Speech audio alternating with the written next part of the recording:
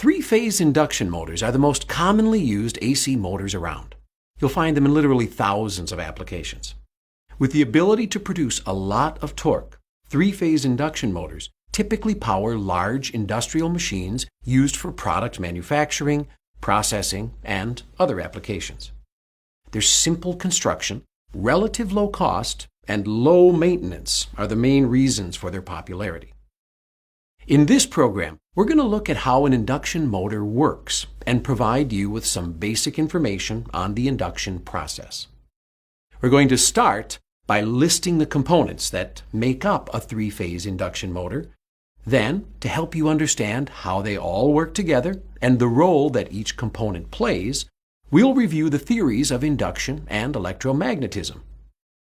Next, we'll explain the difference between synchronous speed and rated speed, how the number of poles affect the stator and rotor, and discuss speed-torque curves.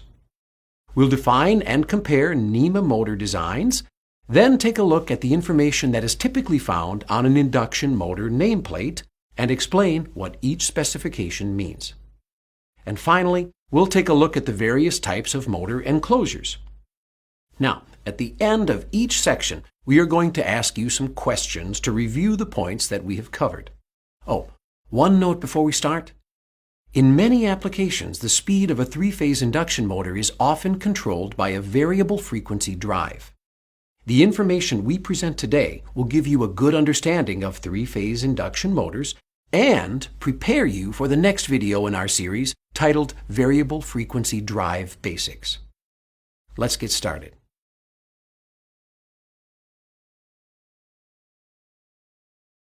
Let's start by identifying the components of a typical three-phase squirrel cage type induction motor.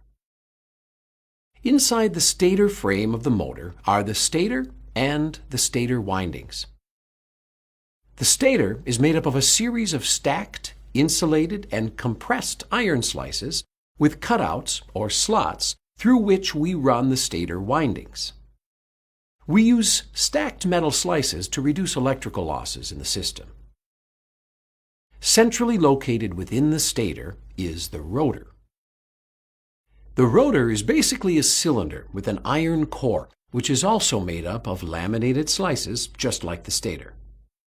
The rotor has conducting end caps on each end and conducting bars running through the slots in the laminated slices that connect to the end caps.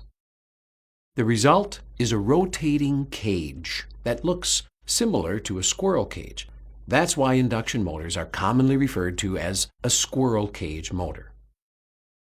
The rotor is attached to the motor shaft. Bearings support the motor shaft, allowing the shaft and rotor to rotate as it remains centrally positioned within the stator enclosure. The shaft transports the mechanical energy created from the rotor to the load, and an air gap between the stator and rotor eliminates any physical contact between the two components. Protecting the components is the enclosure, which consists of the motor frame and the end bells. The end bells contain bearings which allow the rotor shaft to turn freely on its axis. Now, the type of enclosure can vary depending on the motor's application. We'll talk more about the different types of enclosures later. All right, before moving on, here's the first question. What are the two major components of an induction motor? The answer is the stator and the rotor. These components work together to convert electrical energy into mechanical energy.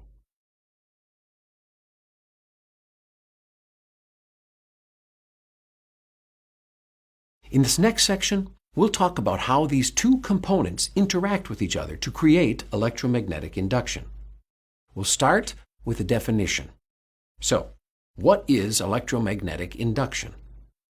Electromagnetic induction is a process in which current is created in a conductor by moving it through a magnetic field, or by having the magnetic field move or change around a stationary conductor. In a three-phase induction motor, the stator produces the varying, or to be more exact, rotating magnetic field needed to initiate and maintain the induction process. And let's look at how that's accomplished. As we described earlier, the stator has a core of individual laminated plates that are laminated together. These plates have slots in them, which allow insulated electrical windings to pass through the core. The stator windings are distributed around the stator in such a way that when current flows through them, the stator produces a magnetic field. To better understand how the magnetic field is produced, think about the electromagnetic demonstration you may have seen back in science class. An insulated copper wire is wrapped around a nail. When voltage is applied across the wire, current flows through it, and the nail becomes an electromagnet. In this case, you can think of the nail as the stator's core and the copper wire as the windings. Certain metals, such as iron, like this nail, have magnetic properties where the atoms are randomly oriented. This random scattering of atoms cancels any natural magnetic field. But when current is passed through the coil of wire, it produces a magnetic field which forces the atoms to align in the nail. These aligned atoms combine to produce a strong magnetic field from the nail. And the same is true of the stator's core. Three-phase induction motors use balanced three-phase power. The phases are electrically separated from each other by 120 degrees. When you apply alternating current, or AC, the flow of electrons reverses direction halfway through the cycle. To understand how quickly this happens, remember that the standard AC power frequency in North America is 60 Hertz. And that means that current flowing through the stator repeats one electrical cycle every 16.6 milliseconds. And that's faster than the blink of an eye. Here's an example of a simplified model. You can see that the stator is mechanically stationary, but when we combine three-phase alternating current with the correct placement of the stator slots, we create a rotating magnetic field. Now let's look at the rotor and see what role it plays in the induction process. The rotor, with its iron core, conducting bars, and conducting end caps, is constructed to conduct electromagnetic current. As the stator's magnetic field rotates, it induces voltage in the bars of the rotor. As the rotor bars are shorted at both ends using end rings, there is now a closed path for the flow of current in the rotor bars. This, in turn, aligns the atoms in the iron cores of the rotor to produce its own magnetic field, which opposes the magnetic field produced by the stator. This happens because any induced electromotive force always produces current that opposes the force of the source magnetic field. So, the rotor's magnetic field opposes the stator field, which causes it to repel from like poles and attract to opposite poles. This causes a constant chase as the rotor is attracted and repelled by the rotating magnetic field of the stator. We've covered the stator and the rotor, and we have seen how each has their individual function in the induction process. But for induction to take place, there's a third element needed, and that's relative motion.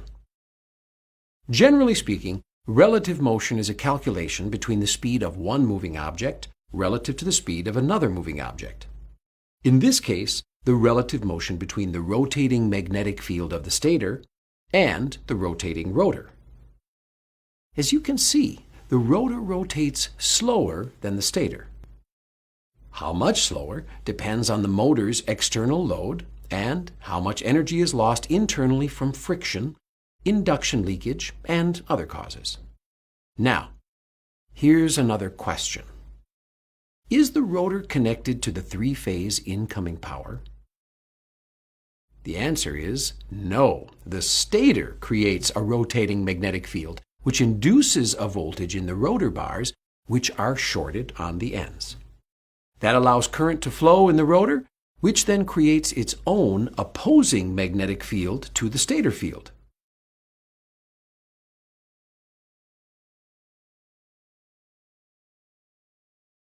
The difference between the speed of the magnetic field and the speed of the rotor is called slip. To help you understand slip, let's take a moment to define some terms that you'll need to know as we move forward. The speed of the rotating magnetic field in the stator is called synchronous speed. You can calculate synchronous or sync speed by using the formula 120 times F over P, where F is the frequency of the AC power supplied and P is the number of motor poles. We'll talk about motor poles in a second. So, with some simple math, you can see that a 4-pole motor connected to a 60 Hz power source would have a sync speed of 1800 RPM. The mechanical speed of the rotor is called the rated speed. A rated speed is based off a motor's rated load. You can usually find the value for the rated speed on the motor's nameplate, indicating the general speed of the rotor at a rated load. Using our previous example of a 4-pole motor running on a 60 Hz supply, the rated speed would normally be between 1725 and 1750 RPM. So, as you can see, with AC induction motors, the rotor always rotates slower than the magnetic field of the stator. The difference between the sync speed of the stator's rotating magnetic field and the mechanical speed of the rotor is called slip. The amount of slip depends on the amount of the motor's load. The greater the load on the motor, the slower the rotor turns in relationship to the stator's rotating magnetic field.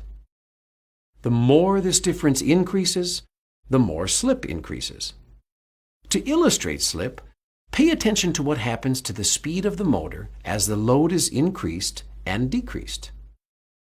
You can see that as the motor load increases, the mechanical speed of the motor decreases, and as the load is decreased, the speed increases.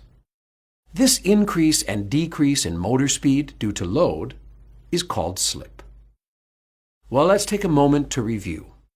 Now, here's another question. Is the rotor's speed the same as the stator's rotating magnetic field speed? No. The rotor's speed is always slower than the rotating magnetic field of the stator in a positive torque application. If both were traveling at the same speed, there would be no induction and the rotor would not be able to create a magnetic field.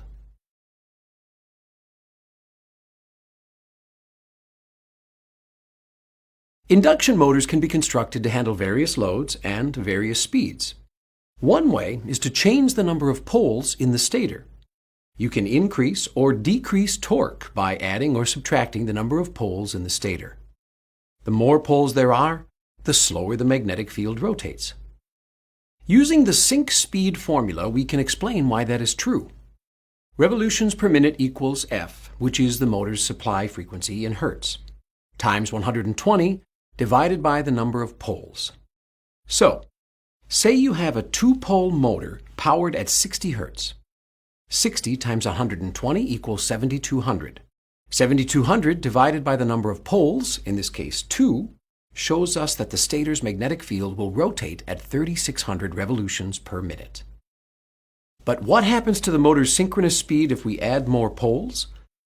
If, like the example just given, the motor is powered at 60 Hertz and we have 6 poles instead of 2, the synchronous speed produced by the stator decreases to 1,200 RPM. You can see by this table that sync speed decreases as you increase the number of poles. So, high torque induction motors have slower sync speeds and lower torque motors of the same size have less torque and higher synchronous speeds. One thing to note, as pole count increases, so does the cost of manufacturing. So most induction motors are 2 or 4-pole configurations. If more torque is needed, most people will opt for a physically larger motor instead of using a 6 or 8-pole machine. Well, it's time for yet another quiz question. If we have a motor with a rated speed of 1,774 RPM, how many poles does it have? And the answer is 4 poles. We know that our rated speed is going to be a little bit less than our sync speed. Looking at this table from earlier, we see that a 4-pole motor has a sync speed of 1,800 RPM. This tells us that if we include slip, we are around 1774 RPM.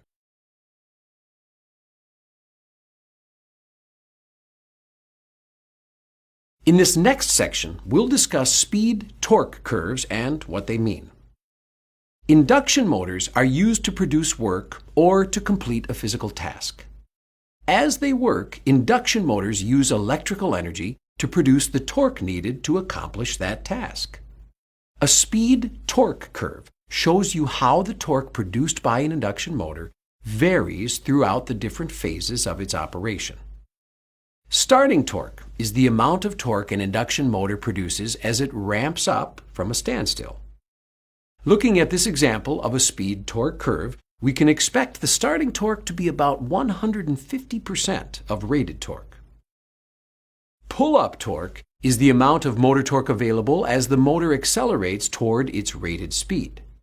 If the motor's pull-up torque is less than the amount required to accelerate the load, the motor will never reach its rated speed. As the motor continues to accelerate toward its rated speed, it encounters its breakdown torque. Breakdown torque is the greatest amount of torque a motor can generate. When the motor has accelerated itself to its rated speeds, the motor should be producing between 80 to 100% of its rated torque. That is, of course, if the machine has been designed properly. Now let's look at our example again, but this time let's pay close attention to the motor torque. As the load is increased and the motor's speed decreases, the amount of torque produced by the motor increases. Watch it follow this line. You can see that torque and current are proportional. That means an induction motor draws more current as you increase the load. So, as the load increases, it increases the amount of current that the motor draws and, consequently, the amount of motor torque produced. Okay, let's look at another example. Let's say the machine load gets very large, so large that it causes the motor to produce torque near the motor's breakdown torque rating, and then beyond it. You can see as the load increases, the amount of torque increases and follows this curve. Because of this, the speed of the motor begins to decrease and the amount of current flowing to the motor increases. Current flow in the rotor begins to decrease as the rotor becomes saturated. This decays the rotor's magnetic field and causes the motor to slow down or stall. Even though the current is decreasing in the rotor, the current in the system as a whole is going to increase. When the motor slips beyond its breakdown torque, it begins to produce less torque, which then causes the motor speed to decrease even more and in many cases stall. This situation usually results in damage to the motor if left in this state due to overheating of the stator. Though typically there's an overload relay that will protect the motor from damage. Well, here comes another quiz question. If we look at the speed-torque curve, at what point is the torque at its maximum? Did you come up with breakdown torque? I hope you did, as breakdown torque is the greatest amount of torque a motor can generate.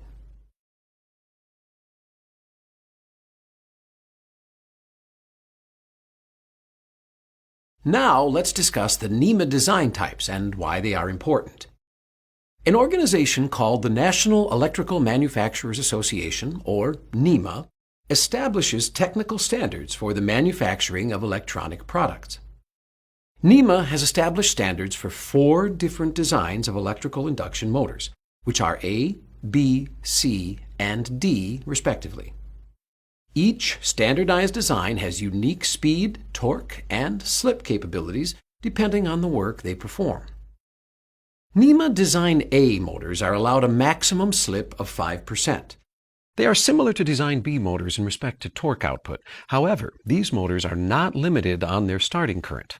This allows for lower winding impedance, which in turn lowers stator resistance, making Design A one of the most efficient motors from an energy standpoint. Design A motors often offer greater breakdown torque than Design B. Centrifugal fans and pumps are typical Design A applications. NEMA Design B motors are the most commonly used induction motors in the industry. They have a maximum of 5% slip and speed-torque characteristics that are similar to Design A motors, but with a NEMA-mandated limit to their starting current. Because they can provide good pull-up torque, Design B motors are used in a wide variety of applications. Design B motors can also take impact or burst loads at full speed without stalling. Applications using NEMA Design A and B motors are best suited for drives, a topic that will be covered more in our next installment with Drive Basics. A NEMA Design C motor also has a maximum of 5% slip. Design C motors are built to power equipment requiring high breakaway torque, like positive displacement pumps and conveyors. Similar to Design C motors, a NEMA Design D motor is a squirrel cage motor designed with a maximum slip of 5 to 13%, low starting current to withstand full voltage starting, and very high locked rotor torque. Like Design C motors, you'll find Design D motors powering equipment with high starting torque requirements like cranes or hoists. Design D motors are also well suited to high impact load applications like stamping presses. All right, before moving on, here is another review question. Which NEMA Design motor will be the best for a fan or pump application? The answer? Design A and Design B are both suitable for this application due to their low amount of slip and high breakdown torque.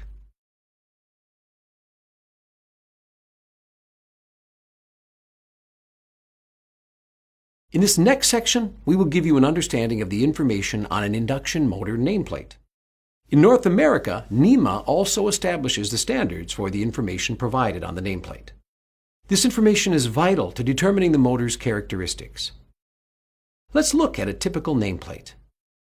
Horsepower is a measure of the motor's mechanical output rating and its ability to deliver the needed torque for the required load and at the rated speed. You can calculate horsepower by multiplying the motor's speed times the amount of torque in foot-pounds and then dividing that sum by 5,252. Torque is a measure of the turning or twisting force supplied by the motor to the load. To calculate torque in foot-pounds, multiply horsepower times 5,252, which is a constant obtained by dividing 33,000 by 2 pi, and then dividing that number by revolutions per minute, or RPM. Motor-rated voltage is the optimal performing voltage of the motor. Because line voltage fluctuates, motors are rated with a 10% tolerance above or below the rated voltage shown on the nameplate. Motor-rated current, which is listed on the nameplate as FLA for full load amps, is the amount of amperage the motor needs when it is operating at full load torque and horsepower. The motor-rated frequency is the frequency at which the motor is designed to operate. In North America, the rated frequency is 60 Hz. Some motors are designed to work with a variable frequency drive, or VFD. They are rated to run at different frequencies. Motor-rated speed, or full load RPM, is the approximate RPM at which the rotor is rotating when the motor is operating under full load. Motor-rated speed is expressed in revolutions per minute. Motor poles indicates the number of poles inside the stator of a three-phase motor. Motor phase is the number of AC power lines supplying the motor. Of course, with a three-phase motor, there are 3 power lines. The NEMA design letter indicates the motor's NEMA design type, either A, B, C, or D. The letter designation describes the motor's torque and current characteristics. Insulation is crucial in an induction motor. The insulation class describes the thermal tolerance of the motor windings. The letter indicates the motor winding's ability to withstand operating temperatures for specific lengths of time. Motors controlled with a variable frequency drive and/or motors that run at lower speeds usually have a higher insulation class. Service factor represents the percentage of overloading a motor can handle over short periods when operating at rated voltage and frequency. The frame size describes the mounting dimensions, including the foot-hole mounting pattern and shaft dimensions. Now it's time for a question on nameplates. What is usually given on the motor nameplate, synchronous speed or the rated speed? Rated speed is usually given for a motor. With this, we know how fast the shaft is spinning at the rated load and can easily figure out the synchronous speed if needed.